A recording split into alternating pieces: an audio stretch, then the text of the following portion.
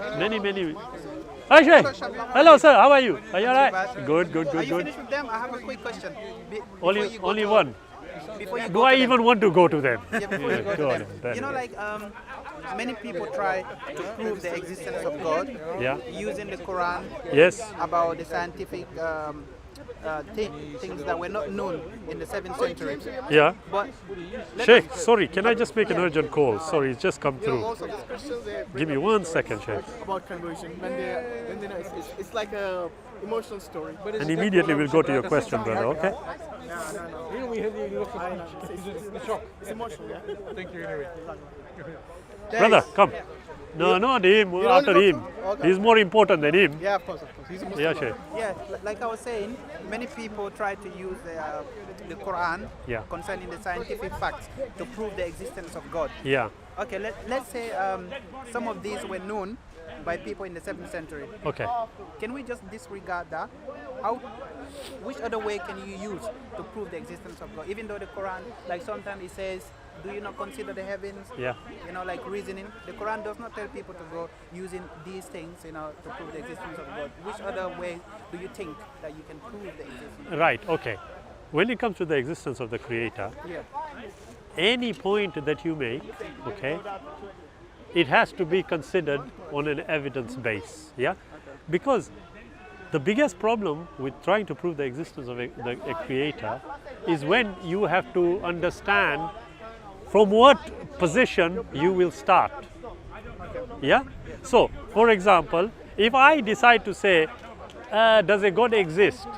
I mean, you know, one who is all powerful, who is this, that and the other, I am taking this information from somewhere.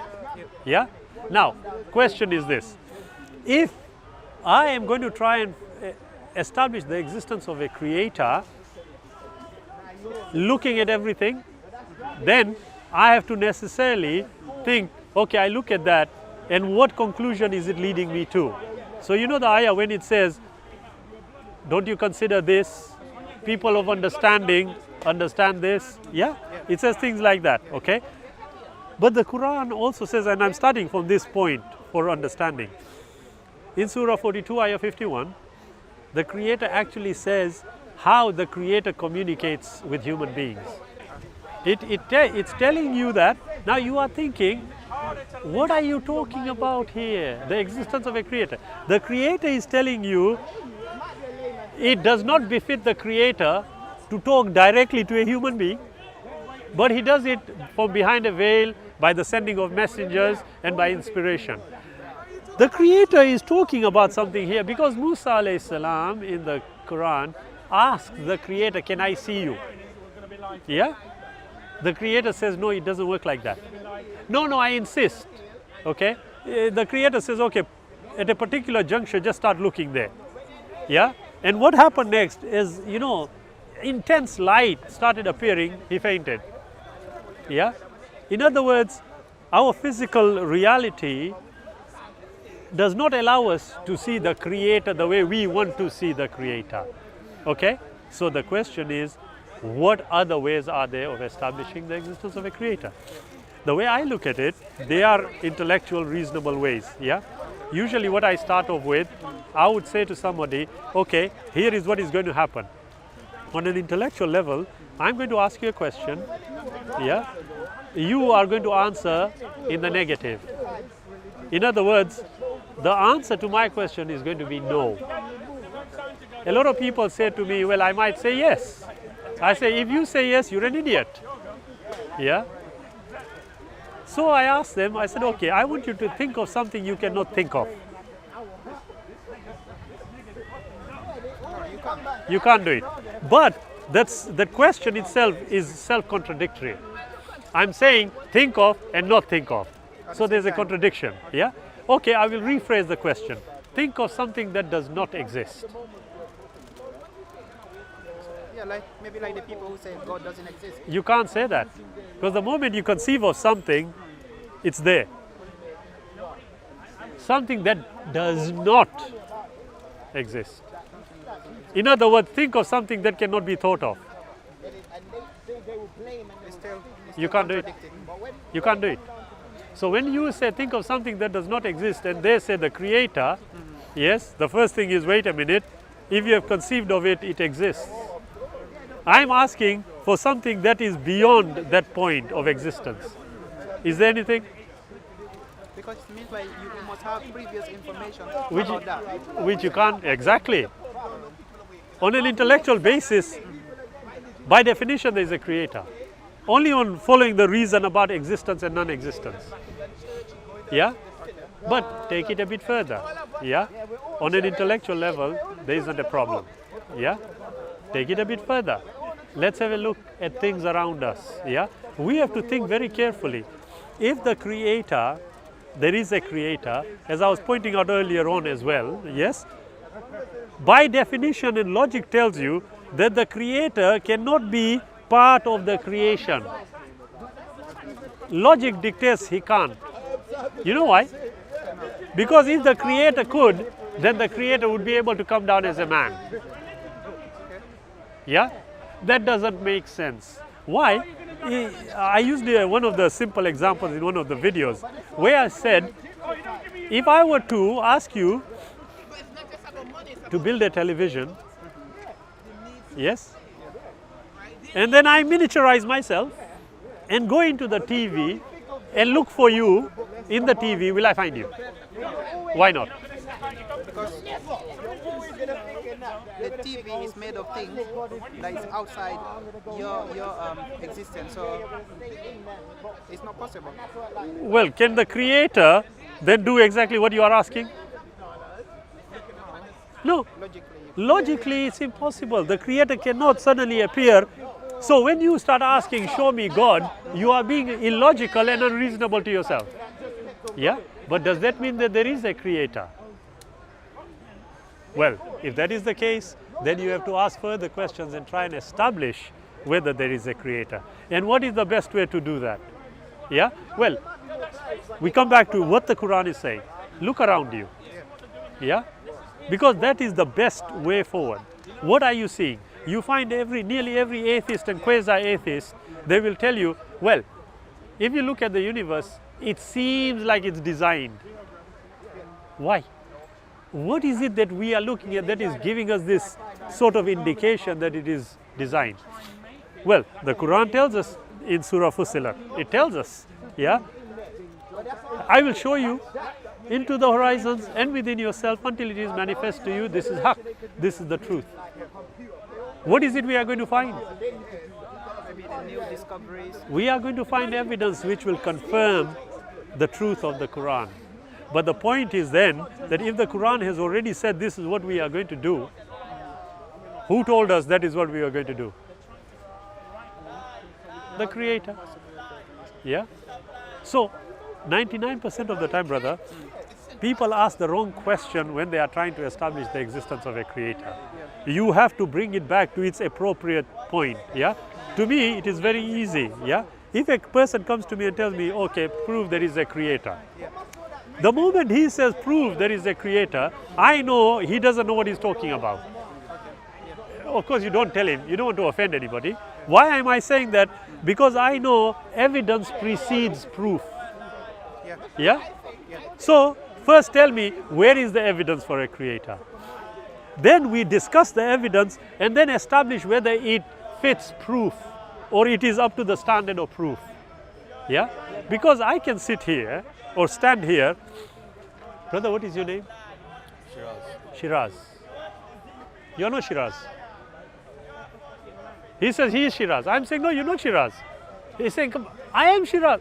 No, you are not Shiraz. You think you are Shiraz, but you are not. Now, who is the idiot out of us two? I think you. Exactly. I'm the idiot. Yes, I am. Because the guy is telling me he's who he is. I'm denying it. How can I do that? 2-3 times he will say yes, and then he'll say, shut up, I'm off. And I would agree with him. So sometimes you have to bring it to the right position and then tell them. Because I would say confidently, brother, the Quran gives you the point at which you should start. And the point the Quran starts with is when it says very clearly, yes, that it does not befit the Creator to speak face to face. What is the Creator saying? In Surah 21, Ayah 22, the Creator says, had there been more than one God in the universe, there would have been war. Now, why? Why is the Creator giving us that revelation? Yeah, because it could be seen like if you look around the world, Yeah. how leaders fight among themselves to rule. Absolutely. But there's one more important point in addition to what you've just said. It shows that if there were more than one, there would be limited entities. And by definition, limited entities would agree and disagree. Yeah. So logic dictates there can't be more than one Creator. Yeah?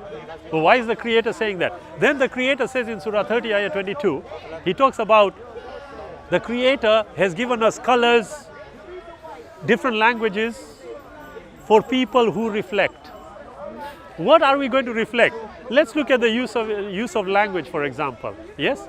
Do you know in 1690 something or other, yes, in France, the Linguist Society or whatever they call themselves, they banned the question of trying to find out where language originated. Why? Because they came out with also the bow wow theory, the poo poo theory. You would not believe it, it's laughable. But they came with all this, why? To try and establish the origin of languages, the different types, yeah? But Allah is telling us very clearly, in our colors, in our variations, in our languages, there is something in which people can reflect and again establish the truth of it. Now, again and again, usually, when I'm discussing, I try and keep it all logical until the point arrives where the Quran can be introduced. Yeah, I've seen that, yeah. Yeah? Because it makes complete sense after that. Yeah? And I know that if I'm sitting with a linguist and we are talking about the origin of languages, I already know, well, we don't know exactly where it came from. Yes? Okay, let's work with what we have. Yeah? Take it through, and guess what? You will come to exactly the same answer that the Quran is giving. Like many people again try to ask the question, if there was a God, Yeah. why is it, let's say, people in Somalia, which is considered majority Muslims, Yeah. they are starving. Though the Quran says Yeah. some people, Do not kill your children yeah, for want of though the Quran said starvation. about Yeah. it's a test. Yes. The richer people, Yeah. it's a test. Yeah. So how do you logically answer that? Well, if you think about it, it's not only in Somalia. Yeah.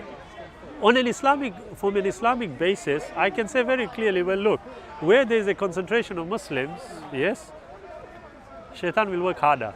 Yeah. But that's an Islamic position. But a rational position has to be given also. Yeah, I don't find it a problem, brother. I will tell you something sincerely. If there is a standard required of learning, and it is not there, you are going to have minor disagreements turning into major problems. Yes, and an indication of that is the Aus and the Khazraj. They were the two groups, major ones in Medina. Yeah, when the Prophet emigrated. History books will tell you that if for example there's a fence here and my camel went into the next door neighbors, that's it, battle starts. For the next 20, 30 years, we are killing each other over a simple thing that went, yeah? Now, if it accidentally walked over there without my knowledge, why am I going to kill you and you are going to kill me? Can't we just say, oh, do apologize, sorry, it has gone over. Now, what has happened with human beings? We have developed laws, yeah? For what? For a better understanding of human beings and a peaceable life. So here we have got the laws of trespass, yeah? Certain areas where you can't just walk and think it's yours, yeah? Why? Because it belongs to somebody else. And to keep peace, you are being told there are certain areas which you must not go into. Accidentally, sometimes the children are playing footy and they kick the ball and it goes into the next door neighbor's garden.